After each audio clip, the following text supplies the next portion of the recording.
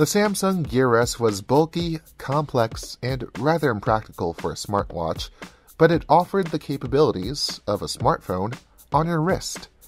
Well, we got our hands on the more circular second-generation Gear S device today, but before we set on our quest to see what it can do, we have to get a box out of the way.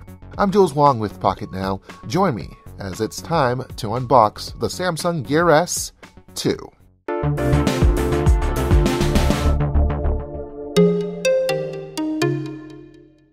On a day as cold and damp as this one, it's good to know that the Gear S2 is rated to IP68 water and dust protection.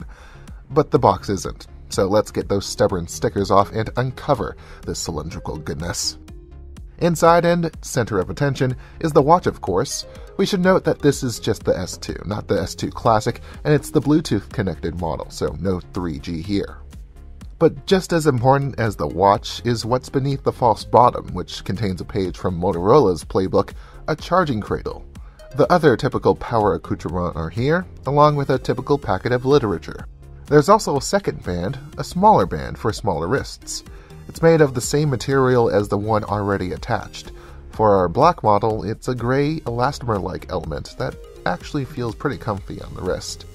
If you want to change out the bands, be careful. You have to push out the watch case's buttons and then lift the band at a certain upward angle. If you end up fussing too much, you might rip the band apart, which I won't demonstrate for obvious reasons, but I got close.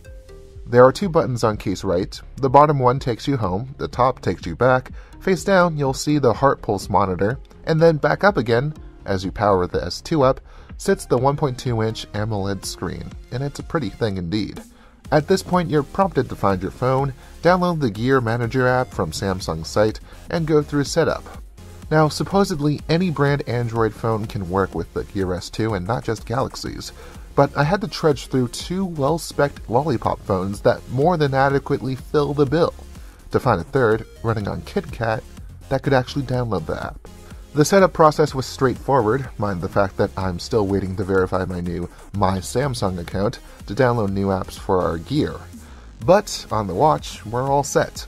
We get a little tutorial about how to use the rotating bezel, we get a look at widgets if you spin clockwise to the right, notifications to the left, and swipe up for toggles. But that ring sure feels satisfying to spin. We'll be taking a spin with the Samsung Gear S2 for a bit, so be sure to keep up with this and all other coverage at Pocketnow.com, plus everywhere on the internet you see us. My name is Jules Wong. I'm on Twitter at Greenpoint0, and as always, more later.